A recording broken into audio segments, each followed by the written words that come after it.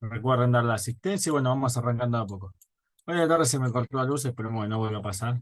Si se me llegara a cortar la luz, y esperemos un rato. O sea, porque hoy se cortó y volvió, pero fueron 2 segundos, ¿sí? Eso para que sepan, ¿sí? Por favor, si me llega a pasar, esperen 10, 15 minutitos. Ojalá no pase, pero por si acaso aviso, ¿sí? ¿Sí? Más que nada eso, sí que no se vayan, que la idea es que voy a seguir dando la clase, ¿sí? Hoy ya acá se largó, soy Marcos Paz, no sé dónde son ustedes, pero bueno, hoy fueron 2 segundos, sí, es simplemente un instante, sí, pero espérenme que seguro esté para dar clases. Bueno, vamos arrancando.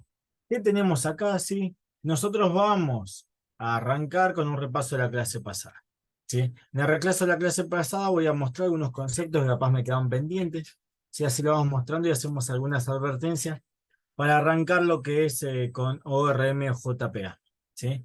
Bueno, vamos a entrar al cuestionario, ¿sí? Venga, como esto acá, mientras abre el cuestionario, ¿sí? Y vamos a intentar resolverlo entre todos. Bueno, nosotros vamos a poner a intentar resolver el cuestionario, ¿sí? Vamos a ir resolviendo algunas consultas y voy a mostrar algunas cosas en Workbench que habían quedado pendientes, ¿sí? Bueno, esperemos que cargue un rato, ¿sí? Bueno, algunas cosas eran bastante conceptuales que podíamos responder, pero tenemos que empezar a, ¿sí? Estas cosas saberlas ya de memoria, ¿sí? Nos tiene que salir natural. Cuando hablamos de una clave primaria, nosotros usamos una clave primaria para poder identificar de forma unívoca o de una forma única, o sea, un registro de una tabla. ¿Sí? ¿Se escucha? Ah, perfecto. Bueno. Entonces, se va a identificar de una forma única un registro de una tabla, ¿sí? Para eso usamos una clave primaria, ¿sí? Entonces, esto sí es la definición, así que le damos siguiente, ¿sí? Tenemos que recordar que la primary key, ¿sí? O sea, la clave primaria, puede ser uno o varios atributos, si no necesariamente es un solo campo. Dentro del tipo de claves primarias están las naturales. Las naturales eran aquellas, ¿sí? En donde ese atributo pertenecía a la entidad por sí misma, o sea, que tenía un significado. Por ejemplo, yo puedo tener, ¿sí? Vamos a poner acá, vamos a ir a Workbench, ¿sí? Denme un segundo acá. Acá paso a aclarar un par de cosas de detalle, ¿sí? Puede ser que haya algunas dudas. Workbench es una interfaz gráfica con la cual nos permite conectarnos al gestor motor de base de datos MySQL. O sea, ¿qué está pasando acá? Esto es muy parecido a GitHub Desktop, no sé si ustedes lo ven así, pero GitHub Desktop es una interfaz gráfica para poder trabajar de una manera más linda con Git. Bueno, Workbench es lo mismo, si es una interfaz gráfica para poder trabajar de una manera más linda, de manera gráfica, con las bases de datos que tenemos en el motor de base de datos de nuestra computadora. ¿Qué quiero decir? Nosotros cuando ingresamos a Workbench, acá nos conectamos a nuestro motor de base de datos MySQL que está en nuestra computadora, ¿sí? Pero son dos cosas distintas. Tenemos que empezar a entender esa diferencia, ¿sí? Workbench es la interfaz gráfica para poder conectarnos a motores de base de datos MySQL. En este caso, ¿sí? Cuando quiero ingresar, ¿sí? Vamos a ver que justamente estamos ingresando el motor de base de datos de nuestra computadora. Como existe Workbench, también existen otras interfaces gráficas, ¿sí? Por ejemplo, tenemos el caso de DB no se les muestro ya que estoy, ¿sí? Son distintos gestores. Ven que no sé cuál apreté, ¿sí? Por ejemplo, si yo puedo tener, ¿sí? Otra interfaz gráfica que sea esta. Esta interfaz gráfica, ¿sí? Es una aplicación que tiene una interfaz gráfica para poder conectarme a distintos motores de base de datos y yo puedo conectarme, vean, a distintos motores de base de datos. Yo comúnmente en el trabajo uso esta, dbeaver, ¿sí? Me permite a mí conectarme a distintas bases de datos de distintos motores de base de datos. Vean las más populares, vean si yo tengo SQL, tengo un montón. O sea, yo podría conectarme a cualquiera de estos motores de base de datos. ¿Por qué muestro esto? Porque quiero que entiendan la diferencia entre una aplicación que usamos para gestionar de manera gráfica las bases de datos versus el motor de base de datos, ¿sí? porque hay algunas cosas así que quiero aclararlo bien, ¿sí? En el curso nosotros le vamos a dar un abanico de herramientas y hay miles afuera de lo que le damos nosotros, ¿sí? Y como abanico de herramientas nosotros tenemos que interpretar qué hace cada aplicación, ¿sí? El objetivo de cada aplicación. Workbench es una interfaz gráfica que nos permite, ¿sí?, trabajar sobre base de datos MySQL y nos conectamos a una base de datos. Y esa base de datos, o sea, está bien, nosotros usamos el mismo instalador, seleccionamos, hicimos clic y se instaló todo. Pero haberlo instalado todo en el mismo paquete lleva a la confusión, ¿sí? Son dos cosas distintas. La base de datos está funcionando sin tener Workbench instalado. Justamente van a ver que en los servidores instalamos MySQL y no usamos una interfaz gráfica. Por ende, nunca vamos a instalar Workbench. Eso para que tengan claro esa diferencia.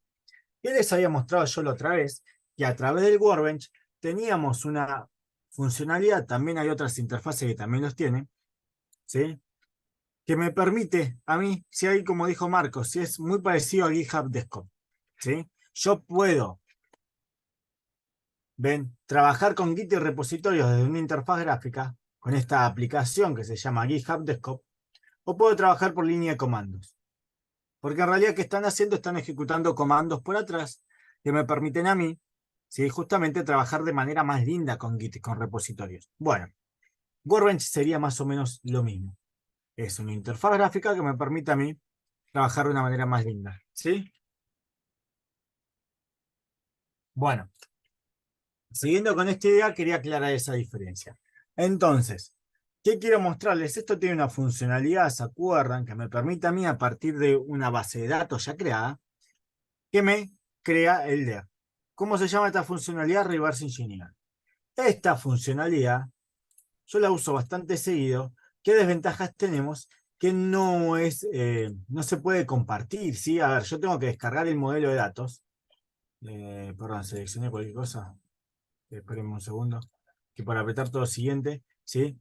Yo, si quiero compartir esto, tengo que estar compartiendo archivos, ¿sí? Lo que les pasaron los tutores por Discord es justamente un programa que sirve solamente para diseñar diagramas, ¿sí? Van a poder hacer el script y demás, pero esos son diagramas, ¿sí? Van a diseñar diagramas, no tiene nada que...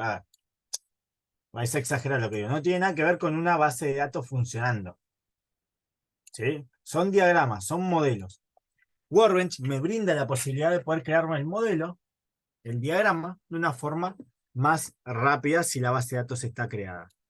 Que también me ofrece como funcionalidad el camino inverso. Yo puedo estar creando acá tablas, ¿sí? Agrego tablas, juego con esto, lo modifico, vean, modifico acá el nombre, el atributo y demás. Y puedo hacer el camino inverso, que es Database Forward Engineer. ¿Y esto qué va a hacer? Me va a dar el script para crear la base de datos del diagrama que tengo acá. ¿Sí? Este sería el script. Quiero entender esa diferencia, ¿sí? Entonces, por un lado, nosotros tenemos para documentar, poder construir diagramas. El diagrama de entidad-relación es esto. Es un diagrama en donde voy a ver las entidades de las bases de datos, los atributos que tienen y las relaciones que tienen. Eso es un DER, un diagrama de entidad-relación. En cambio, un diagrama de clases es el modelo de las clases de nuestra aplicación. Repito, un modelo de clases sería, un diagrama de clases es justamente un modelo de las clases de nuestra aplicación, ¿sí? Entonces, por un lado estamos hablando del modelo de la base de datos, los datos que van a persistir, y por otro lado estamos hablando de un diagrama de las clases que vamos a usar en la aplicación. ¿Qué tenemos acá? Dos diferencias así importantes. En un diagrama de DER, de entidad-relación, tenemos tablas, los nombres de los atributos, y acá que guardamos registros, ¿sí? Sí, hay otras aplicaciones, sí pueden tirar un montón de aplicaciones y seguro son mejores que Workbench. A mí me pareció como más didáctico porque ya te le instala todo el mismo paquete, ¿sí? Pero sí, a ver, puede haber mil de aplicaciones mejores, ¿sí? ¿Qué quiero mostrar ahora? Nosotros cuando vimos patrones de diseño, ¿sí? Esto que tenemos acá, esto es un diagrama de clases. Estos pedacitos de las cajas, no esta parte de acá abajo, ¿sí? ¿Por qué? Porque me dice el nombre de la clase, me dice los atributos y me dice los métodos. ¿sí? Me dice los métodos. El menos quiere decir que es privado, este atributo es privado, este método es privado y este es público. Si vamos, por ejemplo, a otro patrón de diseño, yo para mostrar los diagramas de clase, así se entiende la diferencia. Yo que tengo acá, diagrama de clases, tengo la clase que se llama document, tengo un atributo que se llama state, que es privado, y tengo los tres métodos. Esto es un diagrama de clases, que se ve la vinculación con otras clases o otras interfaces que tengo en mi aplicación. Pero vean que una cosa es un modelo de las clases que usamos en nuestra aplicación y otra cosa es un modelo de las entidades que hay en una base de datos con sus relaciones. Ahora, a ver, para el trabajo integrador, estos dos modelos, el de entidad-relación y el de diagrama de clases, van a ser parecidos, pero tenemos que entender que son dos cosas distintas. Un DER, vuelvo a repetir, es un diagrama de las entidades y relaciones de una base de datos. Por ende, ¿con qué nos vamos a encontrar? Con tablas, atributos y relaciones. ¿Sí? En cambio, en un diagrama de clases, estamos modelando de manera linda, o sea, creando un dibujito de las clases que tiene nuestra aplicación. ¿Y qué van a tener las clases acá? Van a tener un nombre, van a tener una primera sección que son atributos, y la segunda, ¿sí?, que tiene acá abajo, van a ser los métodos. Y también vamos a tener relaciones, pero vean que son conceptualmente cosas distintas, ¿sí? ¿Se entiende eso? Acá, lo que quiere decir el diamante, si es un poco que puedo no implementar, si es un poco igual. ¿Sí? Eh, Eso es lo que quería aclarar, ¿sí? Porque había una confusión entre diagrama de clases DER. Si a alguno le queda todavía esa confusión, dígame y trato de explicarlo de otra manera, ¿sí? Pero es un poco eso, si nosotros vemos un modelo de cómo vamos a gestionar los objetos de nuestra aplicación, o sea, nuestra aplicación Java usando clases, y por otro lado tenemos un diagrama de las entidades y las relaciones de una base de datos. ¿Sí? ¿Se entendió la diferencia? Workbench, claro. En la primera entrega se tiene que entregar el DER y el diagrama de clases. ¿Sí? Por eso también quería aclararlo bien, la diferencia. ¿Qué va a pasar? A ver, cuando ustedes hagan entrega van a ver que justamente hay varias cosas parecidas. No, para la primera entrega nada de código.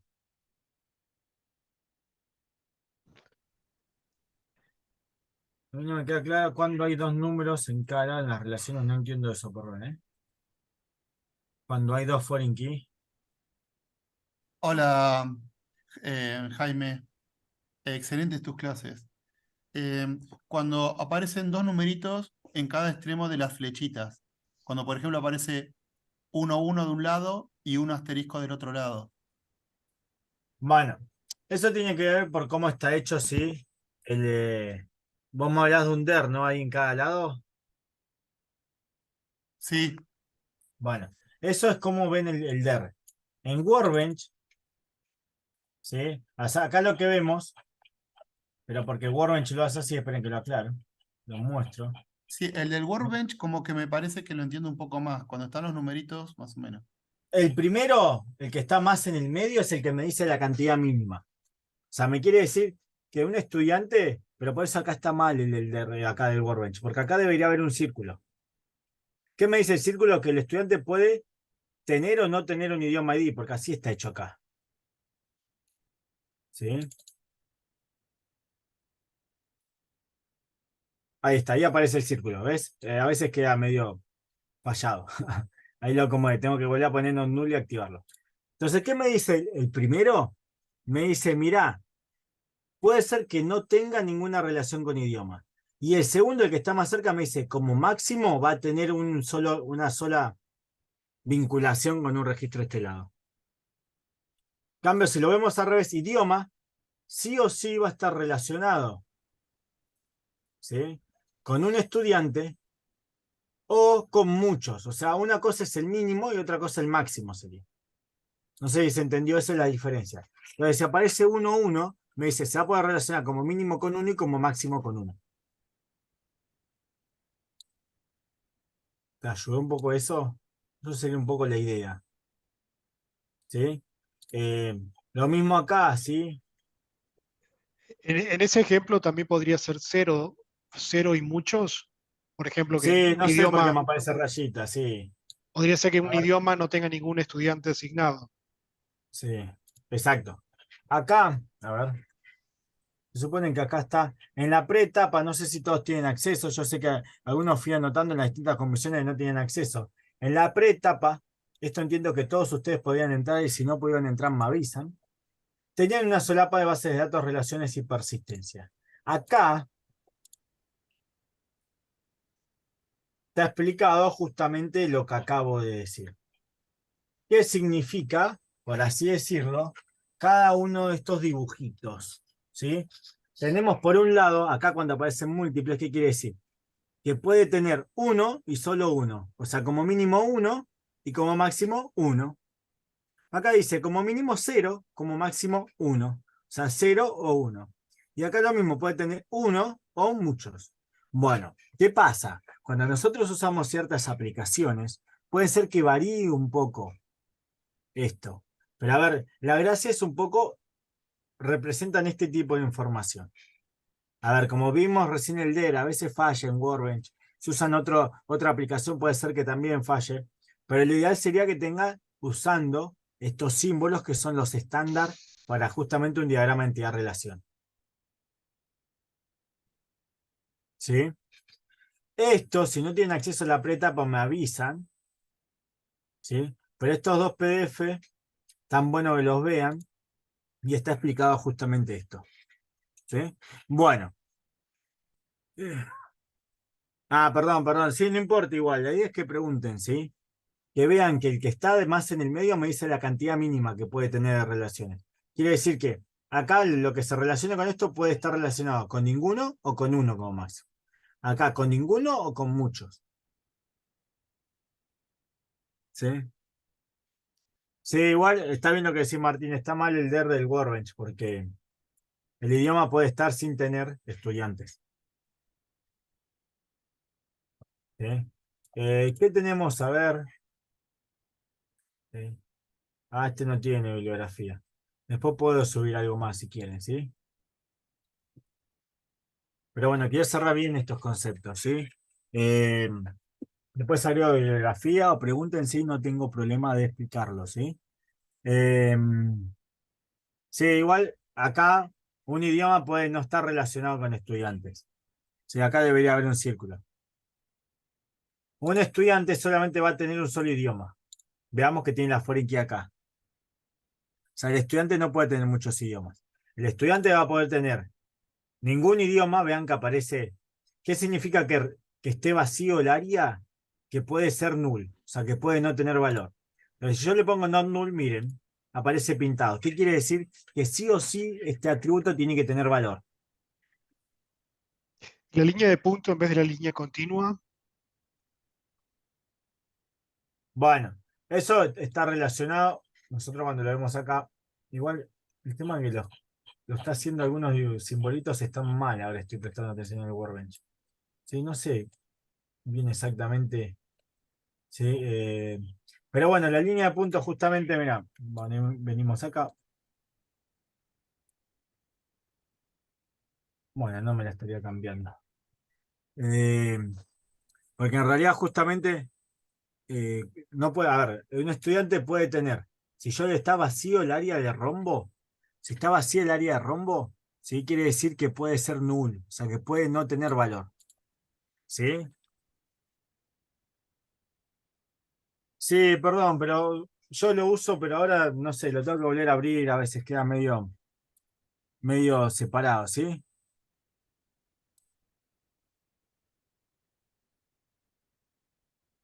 Pero en realidad justamente es eso, un estudiante puede tener un idioma asignado o ninguno. Uno o ninguno. En cambio, un idioma puede estar relacionado, acá debería ser, un idioma puede estar relacionado con ningún estudiante, acá debería haber un círculo, o con muchos estudiantes. El asterisco es muchos, o sea, si vemos un uno y un asterisco quiere decir muchos, o sea, eso va a depender justamente cuando les digo sí, eh, depende de la interfaz que usen, ¿sí? No me quedó claro cuando la línea es punteada o es continua. Mirá, cuando es punteada, pero acá está mal, sí, es que justamente el vínculo no es con una primary key. Pero acá sí está con una primary key, no sé por qué se ve así. La diferencia sería esa, ¿sí? Que justamente va a estar punteada la vinculación. Vamos a acomodarlo acá, a ver si se acomoda.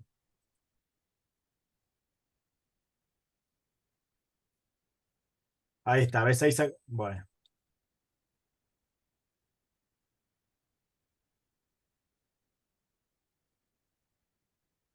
Debería estar como primary key. Punteado en teoría es cuando la foreign key no está justamente con una clave primaria de este registro. ¿Sí? Pero acá justamente no responde a eso. ¿Sí? No sé por qué. O sea, acá, ¿cuándo debería ser punteado si acá usáramos otro atributo en la foreign key que no sea la clave primaria? ¿Se Bien, entendió? Sí, de vuelta. Te digo eso y acá está al revés. Bueno, el Workbench sí, a veces, no sé, cómo pasó recién el circulito y demás, no lo marca bien. Eh, pero bueno, debería ser justamente como te decía, o sea, si aparece la línea continua, es que estamos usando como foreign key un campo que es un atributo que es una clave primaria. En cambio, si es punteado, me está indicando, mirá, guarda, porque vos estás usando un atributo que no es una clave primaria de este lado. ¿Sí? Eso sería un poco justamente lo que nos indicaría, ¿sí? Quiero ver si se acomoda, perdón, así te muestro que en realidad esto estaba mal, pero bueno. Bueno, no importa. Si vos googleás es eso, ¿sí? O sea, quédate tranquilo, no sé por qué está funcionando mal. con Bueno, esas explicaciones más o menos nosotros ya tenemos toda esa parte hecha del DER, pero la parte para el diagrama de clase, ¿tenemos documentación así como esta? yo entiendo que el diagrama de clases, o sea, yo hablo con los tutores, hablé poco esta semana, subieron una documentación usando Lucid Chart, ¿puede ser? Algo así, Lucid Chart, no le subieron un link, nada. Entiendo que iban a hacer eso, ¿sí? Algo Eh, de Derby, pero de, para el diagrama de datos, pero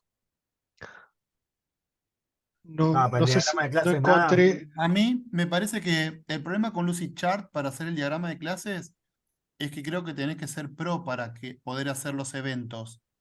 Si no, no te deja poner los eventos. Y entonces tuve que usar otro que aparece ahí googleando, que también es común, ahora me fijo. Pero yo no digo la Algo herramienta, que, yo digo algo con respecto a un poco más de documentación de cómo vincular, digamos, las relaciones de los objetos, de las clases. Porque herramientas sí hay varias para dibujarlas, digamos, pero sí. explicación sobre diagramas de clases. Si buscas diagramas UML, yo iba a subir este link, mirá. Yo iba a subir este link a la plataforma, así les quedaba. Es bastante simple, pero me pareció interesante porque acá está explicado cómo ir creando el diagrama de clases, las flechitas, qué significa el más, menos o el asterisco. Esto sería teoría de cómo armar un diagrama de clases. ¿Sí? Yo no sé si es lo que vos me estás planteando. Acá está explicado Sí, justamente sí, sí, los numeritos 1 y asterisco. Es un poco lo que planteamos en un diagrama de clases es así. Yo entiendo que iban a pasar un video y documentación. Si no lo pasaron, le pregunta al tutor eh, por qué pasó, si lo cambiaron o qué, ¿sí? A todo esto, o sea, esto sería teoría. Puede haber alguna diferencia de acuerdo a lo que usen, sí, pero vamos a entender todo lo mismo. ¿Sí? Si llega a cambiar la línea o llega a aparecer un uno en vez de un más, o, nos vamos a dar cuenta. Sí, lo que tenemos con los diagramas de clases y ver que tenemos un estándar. Y el estándar a veces no es así. O sea, es de acuerdo a la interfaz que usamos. Cambia un poco, ¿sí? Eh, algo que ya salió de diagrama de clases, también en un plugin, no lo uso hace mucho. A ver, esto si quieren probar. Si ustedes vienen a Eclipse y van a instalar nuevo software, hay un plugin, si no me equivoco, que se llama UML, a ver cómo aparece. En un segundo que ahí aparece. UML2, si no me equivoco, se llama.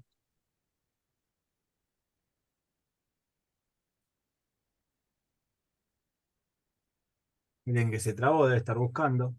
Hay un plugin que les arma el diagrama de clases. Yo lo usé hace años. No sé si quieren probarlo y demás, ¿sí? Pero justamente nos permite armar un metamodelo del diagrama de clases. Se puede usar cualquier aplicación. De vuelta, nosotros sugerimos herramientas que creemos que son más fáciles de aprender. Eh, Puede haber otras más fáciles, otras mejores, sí, sin dudas. El tema que hagan el diagrama de clases, ¿sí? La herramienta la eligen ustedes.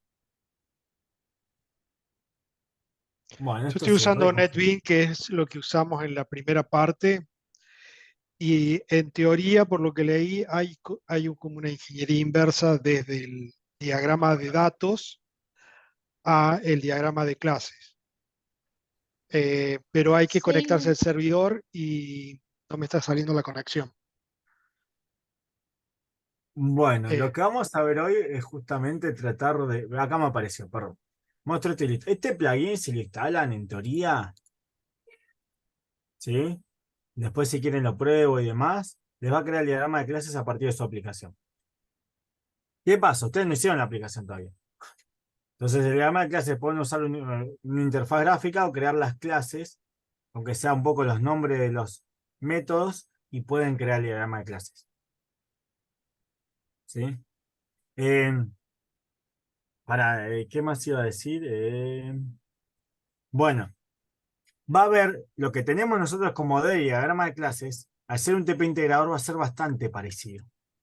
Y vamos a ver que hay unas cosas que se conoce como impedance mismatch, que hay un par de incompatibilidades o situaciones que nosotros tenemos que tratar de controlar para que haya, ¿sí?, una compatibilidad, por así decirlo, para que yo pueda persistir un objeto de mi aplicación a un registro de una tabla. ¿Sí? Bueno, esto va a ver el plugin por si después me olvidaba, ¿sí? UML2. ¿Sí? Si quieren probarlo y después capaz le dicen sí, funciona y entre ustedes lo comparten, ¿sí?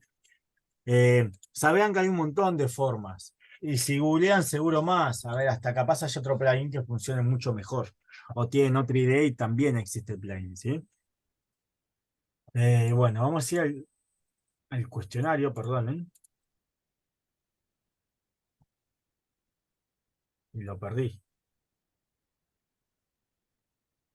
Acá. Bueno, las claves primarias pueden ser esas tres categorías. Terminamos el cuestionario. Y empezamos con el tema de hoy, se les van a cerrar algunas ideas más, que justamente la compatibilidad que tenemos nosotros entre los objetos de nuestra aplicación y lo que queda persistido en una base de datos relacional. Hay una transformación en el medio, ¿sí? Bueno, una clave foránea de qué nos sirve a nosotros para referenciar un registro de otra tabla. Y acá hago una salvedad, porque estuve viendo las presentaciones de la clase pasada y esto, y yo digo, bueno, una foreign key, una clave foránea me sirve a mí para vincular un registro con otra tabla. Perfecto, esa definición no está mal, pero falta una parte, porque puedo referenciar un registro de otra tabla o de la misma tabla. Ahora vamos a hacer un ejemplo, porque si no, estoy cerrando la definición, ¿sí? Yo quiero aclararlo acá, porque si no parece que la digo a medios en la definición. Yo puedo referenciar a través de una clave foránea un registro con otro registro, y el otro registro puede estar en otra tabla o en la misma tabla, ¿sí? un ejemplo de en una misma Ahí lo tabla. vamos a hacer, ahí estoy abriendo el Gorange, perdón, ¿sí? Vamos a. Paren que borro esto, modifico esto. ¿Sí?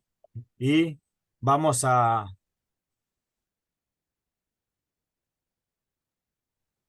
Bueno, yo agarro esto y le pongo persona. ¿Sí? Tengo una tabla persona. Y vamos a imaginar, voy a modificar un poco para hacerlo rápido, así nada más. Borro este atributo. ¿Sí? Entonces yo voy a tener una persona. Yo puedo tener, por ejemplo, esto es un ejemplo, ¿sí? Una persona puedo tener, bueno, quiero tener el padre ID. ¿Qué va a ser el padre ID? ¿Qué va a tener como referencia? Va a tener referencia, ¿sí? Nosotros vamos acá, vamos a crear este foreign key que es de persona a persona, y voy a referenciar, ¿sí? ¿Sí? Voy a poder referenciar, perdón, se me traba un poco, dando un poco lento interna, avíseme si no se me escucha o algo, ¿sí? Entonces yo puedo referenciar padre ID al ID de persona, y vean, yo hago una referencia de un registro a sí mismo. Por eso quería aclarar eso, porque si no nos cerramos, llegaba una foreign key me sirve a mí para vincular un registro con otra tabla, con un registro de otra tabla. Y no, eso es cerrado. Una foreign key me sirve a mí para vincular un registro con otro registro. Esa sería la definición general. Que puede estar en otra tabla o en la misma. Como pasa acá, miren, yo tengo una persona, un registro persona, que por ejemplo puede tener un padre ID, y este padre ID, esta foreign key, ¿qué va a ser? Va a ser otra persona. ¿Y qué pasa acá? Vean, el padre puede tener muchos hijos, o sea, estamos haciendo eso, ¿sí? Entonces generamos una jerarquía. ¿A qué quiero llegar? Cuando usamos justamente estas foreign key que se implementan de manera recursiva, ¿sí? Estas foreign key que se implementan de manera recursiva, nos sirven, por ejemplo, para situaciones en donde tenemos vinculaciones a nivel árbol o jerarquías. Justamente imaginemos el árbol genealógico. Yo tengo padre, hijos. Justamente me permite a mí para vincularme entre personas y establecer distintas jerarquías. Otro ejemplo, por ejemplo, de organizaciones. Yo tengo una facultad, que es una organización, y la voy a vincular con sería como la organización padre, que sería la universidad. Entonces yo puedo vincularme con registros de la misma tabla. ¿Sí? Ahí el ID del padre sería, supongamos que fuera el 89, sería el mismo ID persona 89. ¿Cómo, cómo se autorreconoce? Perdón, no te escuché bien, decime. Nosotros tenemos, por ejemplo, una lista de Sí, personas, ¿no? Y dentro de sí, esa lista, algunas personas son padres, sí, ¿no? El ID que figura en la última columna, padre ID, el número, ese sí. número va a ser el mismo, como, ¿qué? Cada O no persona tiene va a nada que ver. conocer su padre, eso es lo que tenemos que darnos cuenta. Ujú. ¿Sí? Así como está hecho esto, cada persona conoce su padre. Pero va a ser el ID de la persona, que es el padre de esa persona, en la columna Claro, ID. Ah, ok, claro. bien, ¿Sí? bien. O sea, lo que usamos nosotros como foreign key es un valor que me permite a mí identificar de manera unívoca, por así decirlo, el registro con el que se está vinculando. Justamente nosotros solemos usar las primary keys por eso, porque las primary keys ¿qué? Nos permiten vincular un registro eh, con otro registro de manera unívoca. Yo podría tener acá, por ejemplo, el campo DNI, que sea un int, supongamos, y puedo, por ejemplo, acá, ¿sí? Decir, bueno, en realidad yo no voy a tener el padre ID, voy a tener el DNI ID. El DNI del padre. Le vamos a poner padre y DNI. Ya que esto lo muestro, ¿sí? Y la vinculación la voy a hacer ahora. En vez de usar el ID, voy a usar el DNI.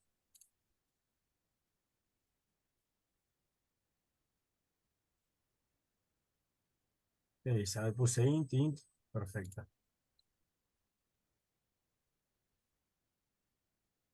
Bueno, para hacer esto yo tengo que crear el índice. Vamos a crear el índice DNI. Me pide eso, sí, perdón, por eso no me lo dejaba. Entonces, ¿ahora qué va a pasar? Yo voy a estar vinculándolo con un atributo, ¿sí? Que no es primary key. ¿Ven? Ahora me aparece punteado, ahora sí funciona, aparece. ¿Qué puede Sí. pasar? Si yo no pongo que este atributo sea único, vean que me aparece una opción de único, yo puedo llegar a tener error acá. ¿Por qué? Porque me va a marcar un DNI, ¿sí? Que está dos veces. O sea, puede haber errores. Por eso se suele usar las primary key. Y sí, a veces es confuso pensar, pero la foreign key es la primary key. A ver, conceptualmente no. La foreign key es un valor que nosotros guardamos para poder vincular o referenciarnos con un registro que tiene una relación en el que estamos. Entonces, ¿qué quiero decir de vuelta en otras palabras? Que la foreign key vamos a guardar un valor que me permita a mí identificar un registro con el que me vinculo. ¿Y qué valor va a ser ese? El valor de la clave primaria de ese registro. ¿Sí?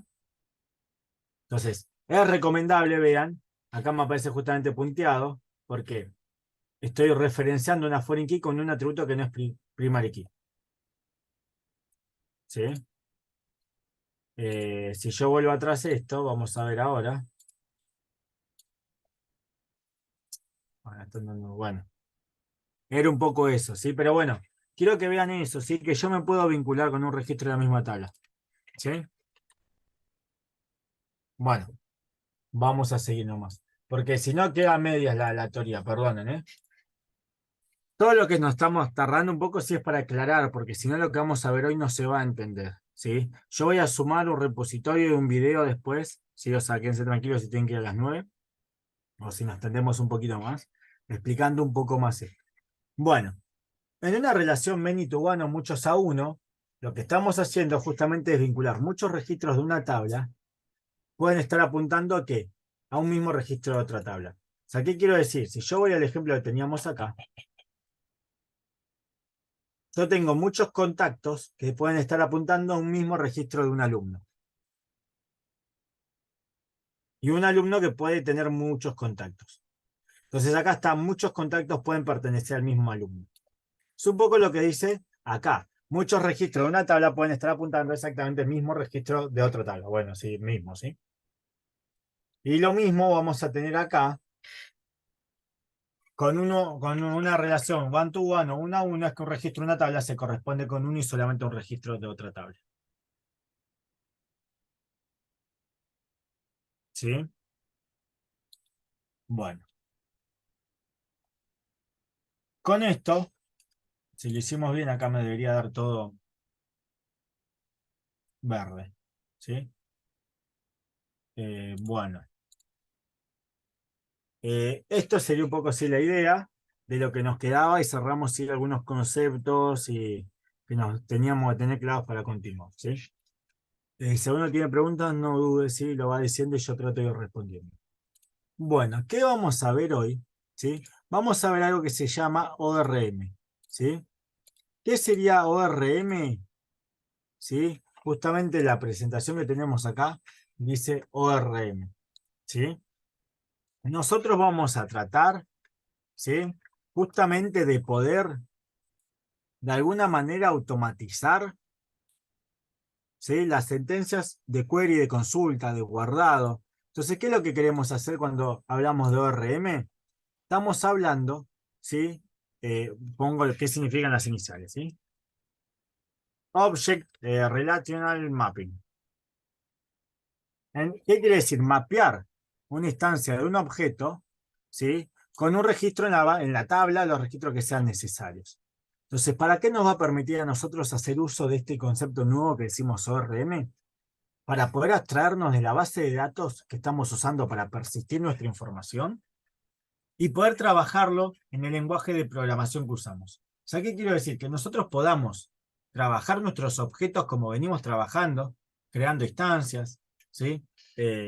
O borrando, modificando, y que de alguna manera el ORM se encargue de traducir eso a SQL. Entonces, de vuelta, ¿qué me va a permitir esta nueva técnica que vamos a hacer hoy? ¿Sí? Justamente eso, ¿sí? Poder de alguna manera